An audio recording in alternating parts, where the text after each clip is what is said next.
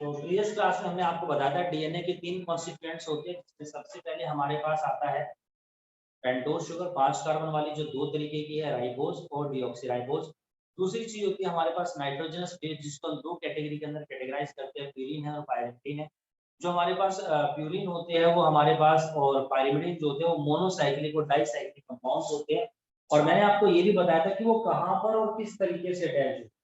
ठीक है, जो हमारे पास सबसे पहले प्यूरिन थे, तो प्यूरिन अटैच होते हैं पेंटोज शुगर के फर्स्ट कार्बन से, 9th पोजीशन होती है प्यूरिन की, जबकि पायरिमिडीन का फर्स्ट और पेंटोज शुगर का फर्स्ट कार्बन आपस में अटैच होते हैं। मैं आपको एक्सपेंडेड फॉर्म में और कंडेंस्ड में दोनों का यहाँ पर डायग्राम बना करके दिखा दूंगा।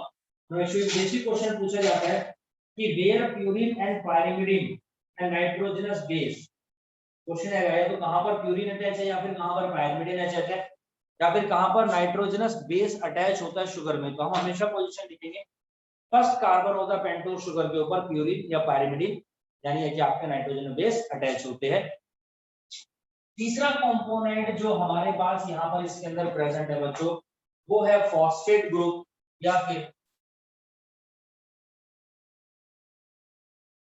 Phosphoric acid. शुगर होती है सबसे पहली चीज, फिर उसके बाद हमारे पास नाइट्रोजन, तीसरी चीज फॉस्फोरिक एसिड होती है। ये हमारे पास फंक्शनल ग्रुप है, ये हमारे पास फंक्शनल ग्रुप है, ये हमारे पास, and there is a double bond के साथ हमारे पास यहाँ पर ये O। तो यहाँ पर हम लोग क्या देखते हैं कि one of the hydroxyl group, 3 hydroxyl group मेरे पास यहाँ पर प्रेजेंट है, इनमें से एक हाइड्रोक्सिल ग्रुप अटैच होता है 5th carbon of pentose sugar. One of the OH group attach with 5th carbon of pentose sugar, pentose sugar के 5th कार्बन के साथ यहाँ पर ये आपका अटैच होता है। तो ये 3 कॉन्स्टिट्यूएंट्स हो गए, और इसी के रिस्पेक्ट में मैं आप लोगों को यहाँ पर इसकी स्ट्रक्चर बताता हूँ। देखिए 3 चीजें मैंने बताई, ये है मेरे पास शुगर, पेंटोज शुगर, ये फर्स्ट कार्बन होता है, फर्स्ट कार्बन के ऊपर अटैच होता है मेरे पास यहाँ पर नाइट्रोजनस बेस। जब शुगर के साथ नाइट्रोजनस बेस अटैच है, then this is termed as, जिसको हम यहाँ पर क्या बोलते हैं, इसको हम लोग यहाँ पर बोलते हैं न्यूक्लियोसाइड। और 1 2 3 4 और ये 5th कार्बन होता है, यहाँ पर अटैच होता है मेरे पास फॉस्फेट ग्रुप, और जब इसमें भी अटैच हो जाता है then this is termed as nucleotide. हम इसको यहाँ पर क्या बोलते हैं, न्यूक्लियोटाइड बोलते हैं। तो ये इसकी एक सिंपल कंडेंस फॉर्म है, इसको हम एक्सपेंड करके दिखाते हैं आप लोगों को किस तरीके की इसकी स्ट्रक्चर होती है। फर्स्ट कार्बन, सेकंड कार्बन, ये थर्ड कार्बन, ये फोर्थ कार्बन, और ये है मेरे पास 5th कार्बन। ठीक है, अब फर्स्ट कार्बन के साथ मेरे पास यहाँ पर नाइट्रोजनस बेस है। अगर वो यहाँ पर 2 हो सकते हैं, या तो प्यूरिन होगा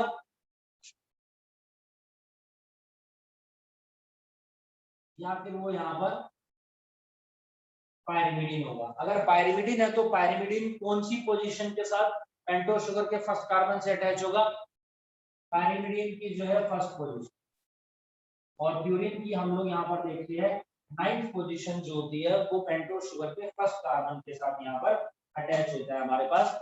और जब नाइट्रोजनस बेस पेंटोज शुगर से अटैच होता है तो यहाँ पर एक बॉन्ड बनता है, this is termed as glycosidic bond. ये मेरा यहाँ पर क्या कहलाता है बच्चों, ग्लाइकोसिलिक बॉन्ड है। जो 5th कार्बन होता है वो मेरे पास यहाँ पर फॉस्फेट ग्रुप के साथ अटैच होता है। देखिए किस तरीके से होता है, ये मेरे पास फॉस्फेट ग्रुप है, this is the OH OH OH, और यहाँ पर डबल बॉन्ड के साथ OH। ये मेरे पास यहाँ पर कार्बन है। ठीक है जी, कार्बन की वैलेंसी हम देखते हैं कि 1 2 3 4, और यहाँ पर मैं देखता हूँ कि हाइड्रोजन अटैच। तो क्या होता है कि there is a moiety of water molecule. देखिए 2 H हो गए, एक ऑक्सीजन हो गया, यानी कि there is a formation of H2O। और हम लोग यहाँ पर देखते हैं कि इसी H2O की मॉइटी हो जाती है, कमी हो जाती है, ये यहाँ से हम देखते हैं एक तरीके से हट जाता है, या उसको क्या बोलते हैं, एक तरीके से डिहाइड्रेटेड हो जाता है। और ये गायब और देन ये इसके साथ आपका अटैच हो जाता है। तो फॉस्फेट ग्रुप यहाँ पर 5th कार्बन के साथ अटैच है। दिस इज एक्सपेंडेड, ठीक है। अब ये डिपेंड करता है आपका यहाँ पर कि यहाँ पर हमारे पास क्या चीज है। अगर यहाँ पर H है और यहाँ पर OH है तो कंफर्म ये हमारे पास क्या है, डीएनए। और अगर यहाँ पर OH होगा तो ये कंफर्म हमारे पास क्या है बच्चों, आरएनए है। बहुत सिंपल सी बात है। सबसे पहले हम डीएनए के रिस्पेक्ट्स में यहाँ पर बात करें।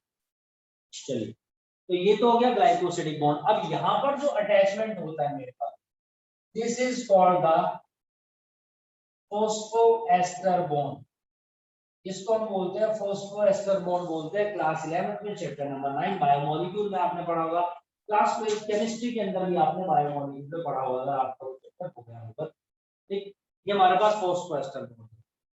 अब जैसे डीएनए की बेसिक स्ट्रक्चर होती है, देखिए डीएनए की जो बेसिक स्ट्रक्चर होती है बच्चों इस तरीके से।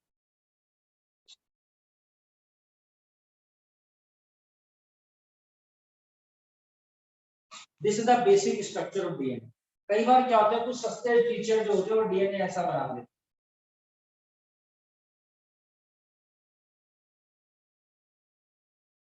ठीक है जी।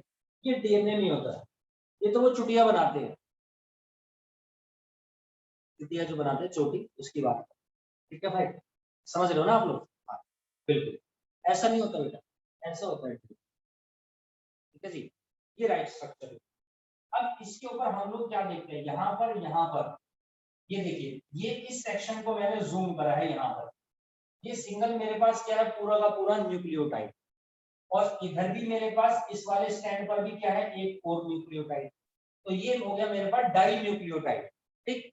और देन इसी स्टैंड के ऊपर एक और न्यूक्लियोटाइड है, एक और न्यूक्लियोटाइड है, एक और न्यूक्लियोटाइड है, एक और न्यूक्लियोटाइड है। इस तरीके से यहाँ पर अटैचमेंट होती है। तो दिस इज द पॉलीन्यूक्लियोटाइड। तो DNA basically is the polynucleotide chain. DNA हमारे पास यहाँ पर पॉलीन्यूक्लियोटाइड चेन होती है। आपको कैसे पता चलेगा, मैंने कौन से वाला बताया, ये वाला, तो ये वाला सही है, बात खत्म। ठीक, यही वाला सही, ठीक है भाई। चलिए, तो ये हमारे पास होता है। अब जैसा कि मैं आपको बताऊं कि ये एक न्यूक्लियोटाइड है, दूसरा नीचे एक न्यूक्लियोटाइड है, तो यानी ये वाला न्यूक्लियोटाइड नीचे वाले न्यूक्लियोटाइड से अटैच होगा। अब हम देखेंगे जो नीचे वाला न्यूक्लियोटाइड होगा उसका जो 5th कार्बन होगा वो इसके 3rd कार्बन से अटैच होगा, ठीक है जी। वहां पर भी फॉस्फेट ग्रुप होगा। तो यहाँ पर हम लोग क्या देखते हैं, अब जो बॉन्ड बनता है एक ये वाला और एक ये वाला, तो दोनों मिलकर के हमारे फिर फॉस्फोडाइएस्टर बॉन्ड कहलाता है।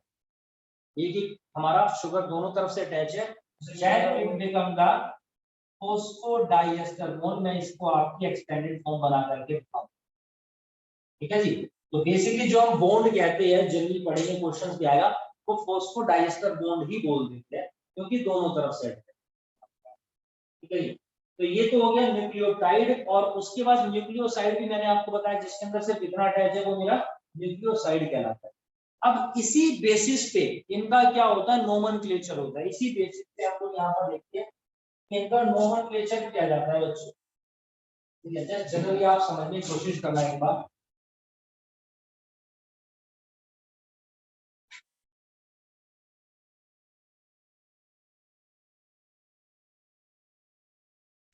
देखो मेरे पास यहाँ पर क्या है बच्चों, मेरे पास यहाँ पर डीएनए, ठीक है जी, this is the DNA, done. और यहाँ पर मेरे पास नाइट्रोजनस बेस अटैच है, मान लीजिए ए। हमारे पास नाइट्रोजन जैसे AGCT होते हैं डीएनए में, और आरएनए में AGCU होते हैं। तो डीएनए के साथ अटैच है मेरा क्या, ए, यानी कि एडेनोसाइन, ठीक है जी। तो यहाँ पर इसका नाम होगा, इधर में जो है ये न्यूक्लियोसाइड है और इसका नाम होगा deoxy adenosine. It is the deoxy adenosine. ये क्वेश्चन पूछा गया है नीट के अंदर, इसलिए बता रहा हूँ ये डीऑक्सी एडिनोसाइन है। अब मैं कह रहा हूं कि इसी डीएनए के अंदर ये शुगर है, कौन सी, डीऑक्सीराइबोज, ये डीऑक्सीराइबोज, ये नाइट्रोजन, नाइट्रोजन। और मैं कह रहा हूं कि इसी के अंदर मान लीजिए मेरे पास यहाँ पर फॉस्फेट ग्रुप अटैच है, इसी के अंदर यहाँ पर फॉस्फेट ग्रुप भी अटैच हो गया। तो अभी तो ये न्यूक्लियोसाइड था डीऑक्सी एडिनोसाइन, अब ये बन गया न्यूक्लियोटाइड। इसका नाम होगा deoxy adenosine monophosphate. This is the deoxy adenosine monophosphate. ठीक है, ये नोमेनक्लेचर होता है इस तरीके से न्यूक्लियोटाइड का और न्यूक्लियोसाइड का। अब बायोमोलिक्यूल में इस तरह के नोमेनक्लेचर देखेंगे, जैसे एडिनोसाइन का ऐसे ग्वानोसाइन का है, साइटोसिन का है, थाइमिन का भी है और यूरेसिल। ठीक है, अब इसके बाद हम बात करते हैं यहाँ पर स्ट्रक्चर ऑफ डीएनए। डीएनए की स्ट्रक्चर के बारे में बात करेंगे। डीएनए की स्ट्रक्चर क्या,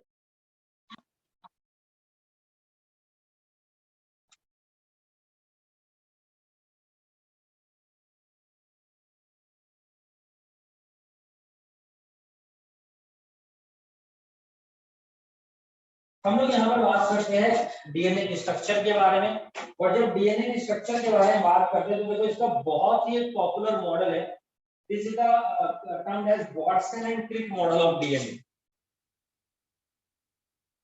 Watson and Crick model of DNA. और जो Watson Crick model of DNA वही क्या कहता है कि डीएनए की स्ट्रक्चर है,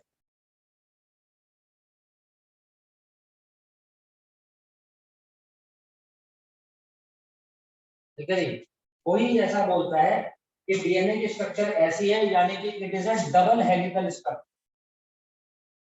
there is a double helical structure. और हम लोग क्या देखते हैं, इसके अंदर दो स्ट्रैंड होते हैं।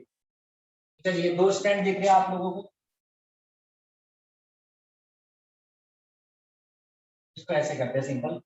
अब हम लोग क्या देखते हैं, जो दोनों स्ट्रैंड होते हैं, ये दोनों स्ट्रैंड बेसिकली आप लोगों के एंटी पैरेलल होते हैं। Both are opposite, both are anti parallel. मान लीजिए ये वाला स्ट्रैंड है, तो यहाँ पर अगर 5 डैश एंड है तो there is a 3 dash end, और यहाँ पर अगर 3 डैश एंड है तो यहाँ पर 5 डैश।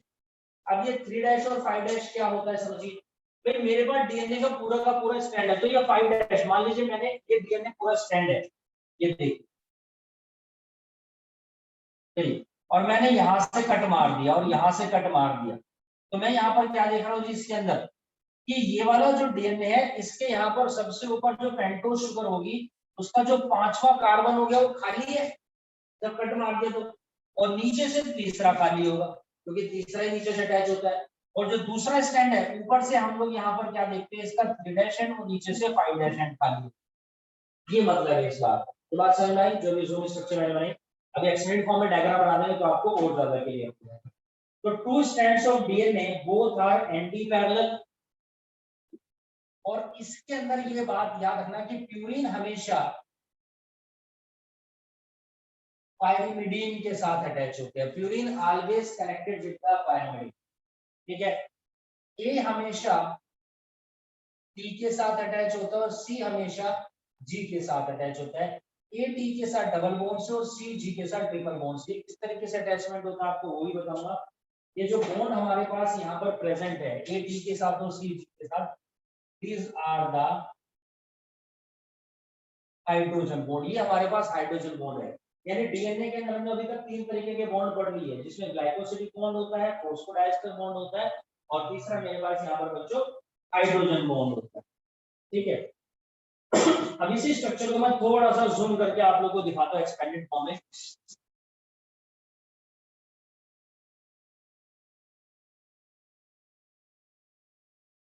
ये मेरे पास पेंटोज शुगर है, ठीक है जी।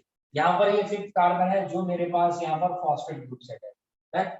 अब ये फर्स्ट कार्बन है। अब मान लीजिए मैं कहता हूँ कि जो फर्स्ट कार्बन है ग्लाइकोसिडिक बॉन्ड के साथ अटैच है ए के साथ, यानी कि एडेनाइन। देन ये हमारे पास यहाँ पर अटैच हो गया। अब जो ये तीसरा कार्बन है मेरे पास, first second third carbon, third carbon है मेरे पास यहाँ पर, वैसे यहाँ पर फंक्शनल ग्रुप है। फंक्शनल ग्रुप है तो रिएक्शन करेगा, रिएक्शन करके किसके साथ करेगा, नीचे वाले न्यूक्लियोटाइड के साथ। और ये देखिए जी मेरे पास फर्दर नीचे वाला न्यूक्लियोटाइड है, first carbon, second carbon, third carbon, ये फोर्थ कार्बन, और ये है मेरे पास इधर में 5th कार्बन। तो यहाँ पर ये देखिए ये फर्दर मेरे पास फॉस्फेट ग्रुप और ये अटैच है OH के साथ, ठीक है जी। तो इस तरीके से हमारे पास ये फर्दर इसके साथ अटैच है। तो हम देखेंगे हमारे पास फॉस्फोडाइस्टर बॉन्ड है, यहाँ पर वाटर मॉलिक्यूल्स की मोइटी हुई थी और यहाँ पर भी ऐसे ही होता है। यहाँ पर मान लीजिए मेरे पास ये करेक्ट है जी, नाइट्रोजनस बेस जो है वो जी करेक्ट है, जो मेरा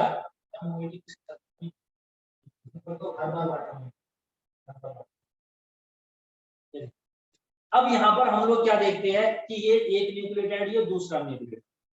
अब ये जो ए है ये अटैच होगा टी के साथ डबल बॉन्ड के, जी अटैच होगा ट्रिपल बॉन्ड के साथ सी के साथ। अब देखिए यहाँ पर हमारे पास जो चेन होती है एंटी पैरेलल होती है, तो यानी कि यहाँ पर भी मेरे पास फर्दर क्या है, ये कार्बन होगा कौन सा जी, फर्स्ट कार्बन, ये सेकंड कार्बन, ये थर्ड कार्बन, ये फोर्थ कार्बन, चलिए, और ये है मेरे पास इधर, ठीक, ये 3 डैश एंड खाली हो गया और इधर से मैं कर दूं ये 5 डैश एंड खाली, ठीक। फर्दर अब मेरे पास यहाँ पर क्या है, ये जी सी के साथ ट्रिपल बॉन्ड के साथ है और ये कनेक्ट होगा फर्स्ट कार्बन पर, ये सेकंड कार्बन, ये थर्ड कार्बन, ये फोर्थ कार्बन और ये मेरे पास फिफ्थ कार्बन, ठीक है। अब यहाँ पर हम लोग क्या देखते हैं, अटैच है मेरे पास फॉस्फेट ग्रुप, यहाँ पर एक OH फंक्शनल ग्रुप होता है, जब यहाँ से हमारे पास फॉस्फेट एस्टर से हट जाएगा ना, ये हटे तो वो वहां पर हटे हाइड्रोक्सिल ग्रुप रिएक्टिव ग्रुप में रिएक्शन करता है, तो ये हमारे पास हो गया। तो आप देखिए ये न्यूक्लियोटाइड डाई न्यूक्लियोटाइड और इस तरीके से पूरी चेन है, this is called the polynucleotide. तो ये हमारे पास इधर में पॉलीन्यूक्लियोटाइड चेन कहलाता है। That is clear to all of you, ये बात सबको समझ में आई। अब इसी डीएनए के स्ट्रैंड को फर्दर मैं थोड़ा सा आपको एक्सपेंड करके दिखा रहा हूं, सिर्फ डीएनए को, सिर्फ डीएनए स्ट्रैंड को, यहाँ पर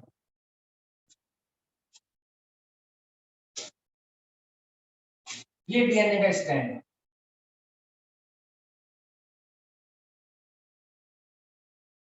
ठीक।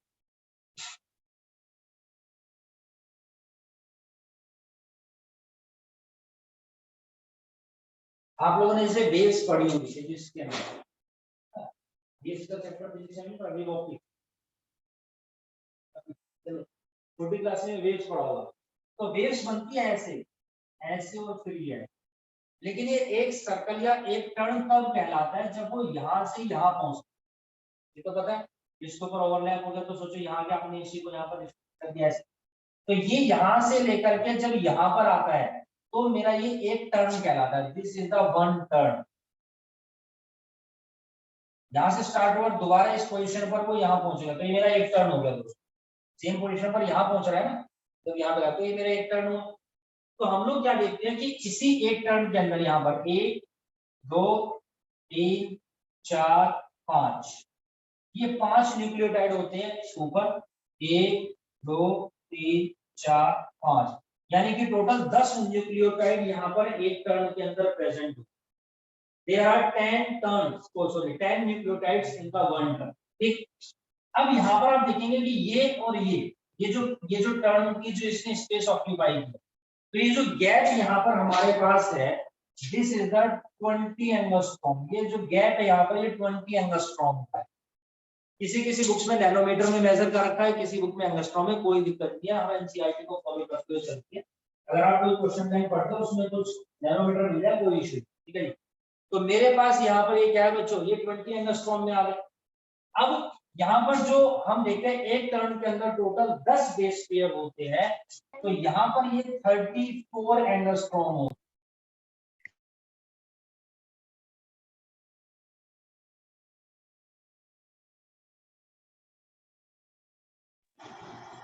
देखिए यहाँ पर हमारे पास एक टर्न के अंदर टोटल 10 बेस पेयर है, जिसकी लेंथ हम देखते हैं 34 एंगस्ट्रॉम है। तो अगर यहाँ पर एक टर्न के अंदर 10 बेस पेयर है, तो इसका मतलब क्या है कि दो सक्सेसिव न्यूक्लियोटाइड के जो बीच का गैप है, दिस इज द 3.4 एंगस्ट्रॉम, तो हमारे पास 3.4 एंगस्ट्रॉम होगा। एक टर्न 34 एंगस्ट्रॉम, जहां पर हम लोग क्या देखते हैं 10 बेस पेयर होते हैं एक टर्न में, और दो कंसेक्यूटिव बेस पेयर के जो बीच का गैप होता है वो 3.4 एंगस्ट्रॉम है।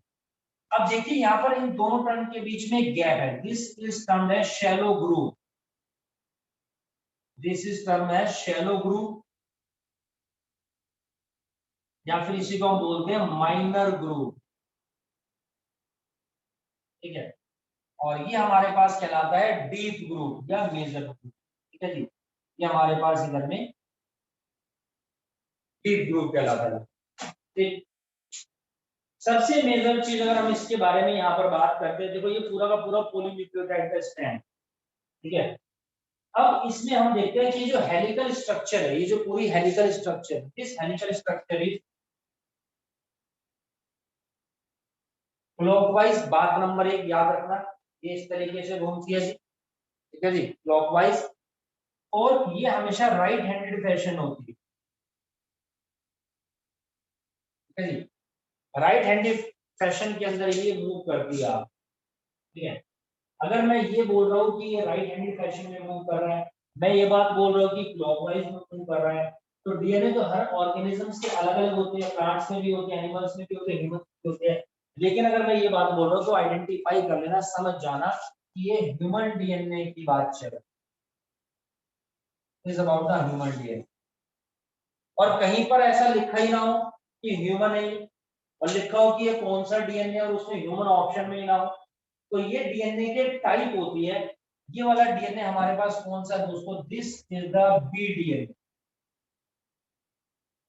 ये डीएनए कौन सा होता है, इस डीएनए का नाम है बी डीएनए। डीएनए की भी टाइप्स होती है, ए डीएनए, बी डीएनए, सी डीएनए, जेड डीएनए भी होता है। ये क्वेश्चन नीट के अंदर है 2013 का, type of DNA, this is the B DNA. जो ह्यूमंस के अंदर पाया जाता है वो बी डीएनए टाइप का होता है बच्चों। So there are some rules for DNA.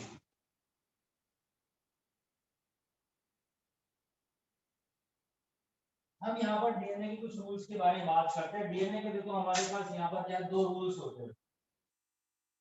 इसमें सबसे पहले आता है base pair rule. First is the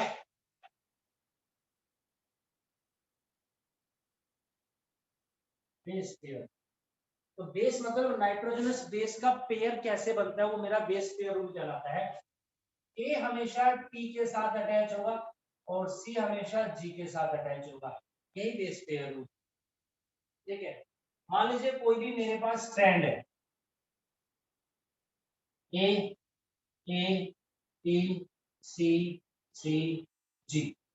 अब आप देखिए कि इस स्ट्रैंड के ऊपर हम लोग यहाँ पर देख रहे हैं कि जितने भी हमारे पास यहाँ पर ए होंगे उतने ही गारंटेड सी होंगे, ठीक है जी।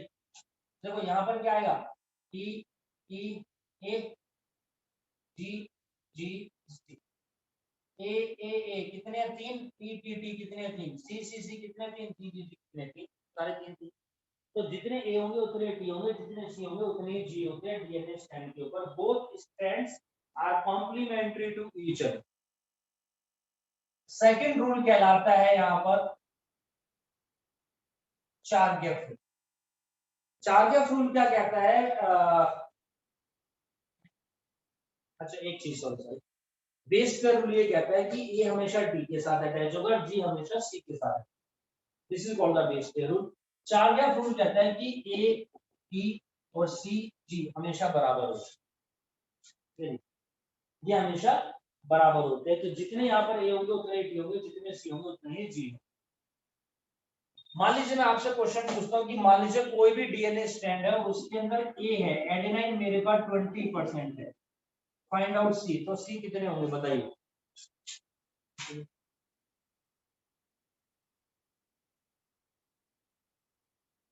हाँ, जो बच्चे ऑनलाइन में रिप्लाई दे सकते हैं।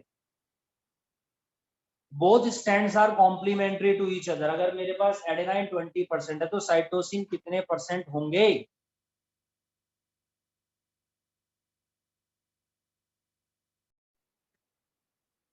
देखिए हमारे पास सी जो होगा वो 30% है, क्योंकि ए अगर 20% है तो टी भी 20% होगा, बचा रेस्ट ऑफ द 60% जो दोनों में डिवाइड हो जाएगा, तो सी हमारे पास 30% होगा, ठीक है। अब ये जो रूल्स होते हैं, ठीक है, these rules applicable only on dsDNA. DsDNA मतलब कि डबल स्ट्रैंडेड डीएनए। आरएनए हमारे पास सिंगल स्ट्रैंडेड होता है तो ये उसके ऊपर कभी भी अप्लाई नहीं होता है। Got it. नेक्स्ट टॉपिक के बारे में बात करते हैं। अब हम यहाँ पर बात करेंगे टाइप्स ऑफ डीएनए। डीएनए कितने टाइप के होते हैं बच्चों हमारे पास, ठीक है जी। हम यहाँ पर टाइप ऑफ डीएनए के बारे में बात करेंगे। तो डीएनए हमारे पास दो तरीके के होते हैं। The one is trophic DNA, एक है मेरे पास यहाँ पर ट्रॉपिक डीएनए, और दूसरा कहलाता है जीनोमिक डीएनए। अच्छा, ऐसा भी होता है कि किसी किसी के अंदर दो दो डीएनए, बिल्कुल। अगर मान लो किसी में दो न्यूक्लियस होंगे तो न्यूक्लियस के अंदर तो डीएनए होता है, तो डीएनए भी दो दो हो जाएंगे। कोई ऐसा ऑर्गेनिज्म जिसके देखकर हम देखते हैं कि एक सेल के अंदर दो दो न्यूक्लियस होते हैं।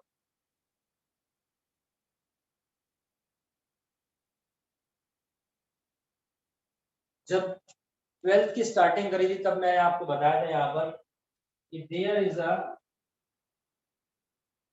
पैरामीशियन।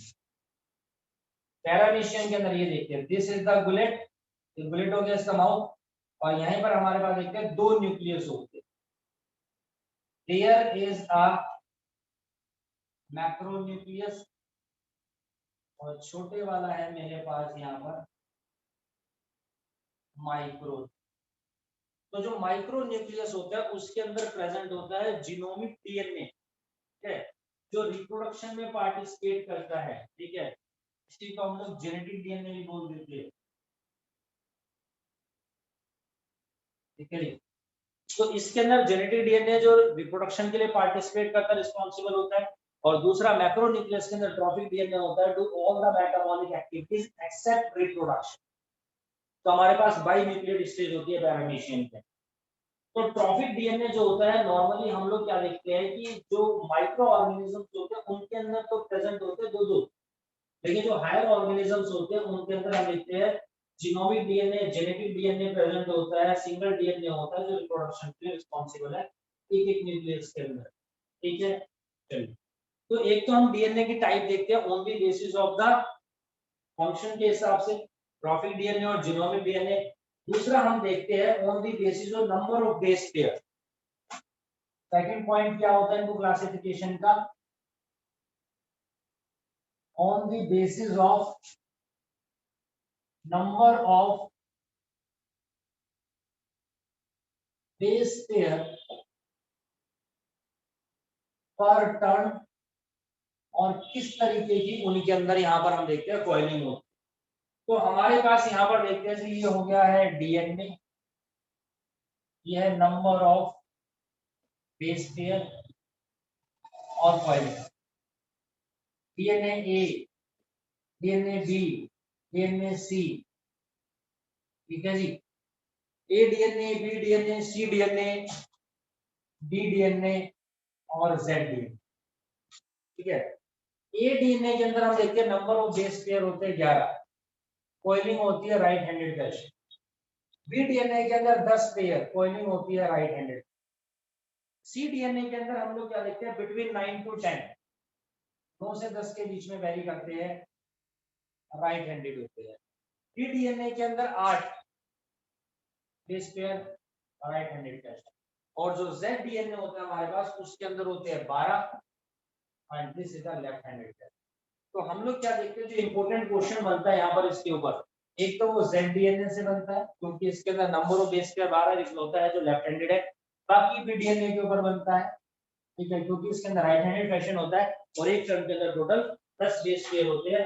हमारे अंदर टोटल 10 बेस पेयर होते हैं एक टर्म में, तो हमारे अंदर बी डीएनए प्रेजेंट हो। उसके बाद आगे बढ़ने से पहले हम लोग यहाँ पर बात करेंगे बच्चों कुछ इंपोर्टेंट टर्म्स। हम लोग यहाँ पर बात करते हैं पैलिंड्रोम के बारे में। देखो पैलिंड्रोम का मतलब क्या होता है, there is a sequence, this is called the palindromic sequence, जिसको हम क्या बोलते हैं यहाँ पर पैलिंड्रोमिक सीक्वेंस बोलते हैं। पैलिंड्रोमिक सीक्वेंस मतलब कि उल्टा सीधा एक समान 3 अक्षर का मेरा नाम, चाहे आगे से पढ़ो चाहे पीछे से पढ़ो वो हमेशा सेम ही होता है। जैसे कोई ऐसा नाम आगे से पीछे से पढ़ने पर सेम ही आता है, जैसे कि नितिन अगर हम लोग इंग्लिश में पढ़ते हैं, नवीन, डालडा, है जी,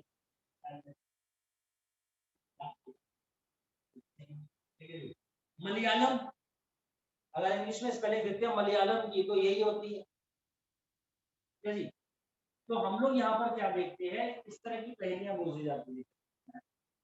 3 अक्षर का मेरा नाम, 6 अक्षर का मेरा नाम, 12 अक्षर का मेरा नाम, उल्टा सीधा एक समान, राधा की बोनी में नींबू की धार।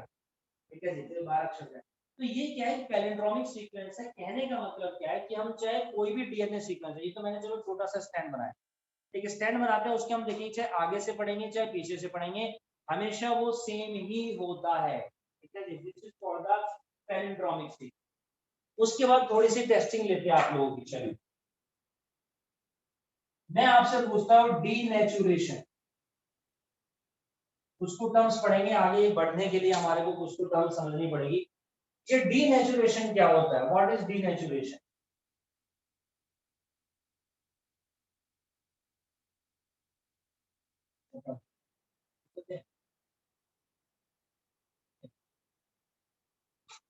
डीनेचुरेशन क्या चीज होती है? डीनेचुरेशन कौन बताना चाहता है भाई? देखिए हम लोग यहाँ पर डीनेचुरेशन के बारे में बात करते हैं। डीनेचुरेशन में क्या होता है, मान लीजिए मेरे पास ये डीएनए का स्टैंड है जिसके ऊपर एक नाइट्रोजन बेस है ए सी टी जी, तो ये टी के साथ जी के साथ अटैच है सी। अब इनके बीच में हाइड्रोजन बॉन्ड होते हैं। नॉर्मली हाइड्रोजन बॉन्ड जो होते हैं वीक बॉन्ड होते हैं, जिसके कारण ये दोनों स्टैंड टूट जाएंगे, ये वाला स्टैंड अलग हो जाएगा और ये वाला स्टैंड अलग हो जाएगा। इसी प्रोसेस को हम लोग यहाँ पर बोलते हैं डीनेचुरेशन। ठीक, बहुत पॉपुलर वर्ड है केमिस्ट्री के अंदर। Then renaturation. अब हम बात करते हैं रीनेचुरेशन के बारे में। बिल्कुल जस्ट अपोजिट होता है। ये दो मेरे पास अलग अलग स्ट्रैंड होते हैं, हम लोग यहाँ पर इनको क्या कर देंगे जी, कूलिंग प्रोवाइड करेंगे, और जब कूलिंग करेंगे दोनों स्ट्रैंड साथ में अटैच होंगे। तो ये जो डीनेचुरेशन है, ये जो रीनेचुरेशन है, इस तरह की प्रोसेसेस हम लोग करते हैं during the reaction PCR. PCR मतलब कि पॉलीमराइज चेन रिएक्शन, जिसके बारे में बायोटेक्नोलॉजी में पढ़ेंगे, इस चैप्टर में भी पढ़ेंगे थोड़ा सा डिटेल में। डॉन, अच्छा मुझे बताओ कि जैसे ये मान लो स्ट्रैंड है, तो ये ए है और ये टी है, तो ये तो डबल बॉन्ड से, सी है और ये जी है, ये ट्रिपल बॉन्ड से है। अगर मैंने हीट किया यहाँ पर, तो ये वाले बॉन्ड मेरे ब्रेक, दोनों स्ट्रैंड अलग अलग, लेकिन heating up to a limit. अगर मैं इनको ज्यादा हीट कर देता हूं तो मैं देखता हूं कि ये यहां से भी ब्रेक हो सकते हैं इस तरीके से। ए और सी के बीच में कौन सा बॉन्ड होगा?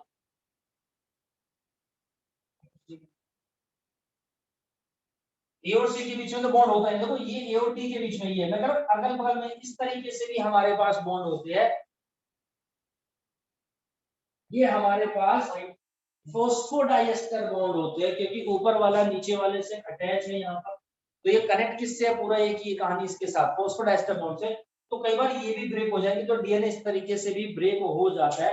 हमें लिमिटेड अमाउंट में काम करना चाहिए, क्योंकि यहाँ पर होते हैं पी बॉन्ड, इनके बीच में पी बॉन्ड होते हैं, फोस्फोडाइएस्टर बॉन्ड होते हैं जो ब्रेक हो जाते हैं। ठीक,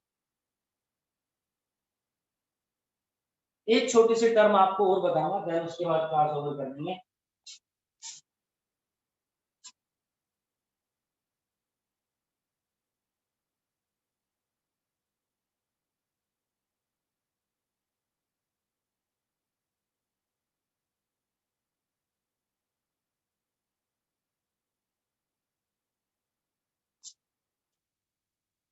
there is a hyper chromatic effect. ठीक है जी, मैं आपको यहाँ पर बताने वाला हूँ बच्चों हाइपर क्रोमैटिक इफेक्ट के बारे में।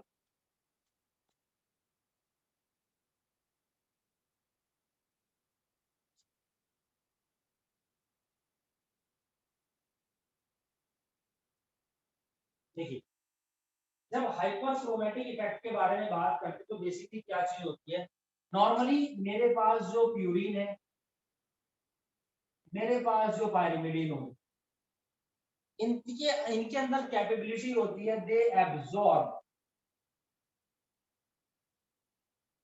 UV rays.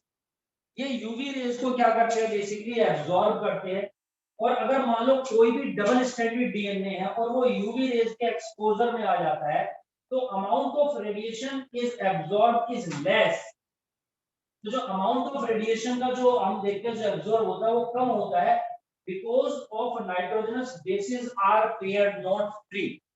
ठीक है, क्योंकि जो नाइट्रोजनस बेस होते हैं वो पेयर्ड में होते हैं, ए बी के साथ, सी जी के साथ।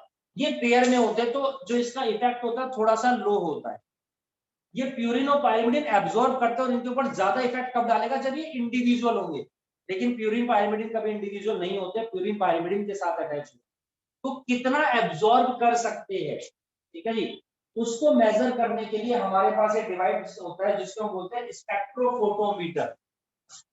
We have a spectrophotometer. हमारे पास स्पेक्ट्रोफोटोमीटर होता है जो यूज किया जाता है to get value of UV rays absorb, कि कितनी यूवी रेज यहाँ पर एब्जॉर्ब हुई है। अब मैं कह रहा हूं कि मान लो ये फर्दर डीएनए स्ट्रैंड है, यहाँ पर ये ए है और यहाँ पर ये टी है। अब इनमें अगर ज्यादा यूवी रेज एब्जॉर्ब कर ली तो भी मैं देखता हूँ कि दोनों बॉन्ड ब्रेक हो जाए।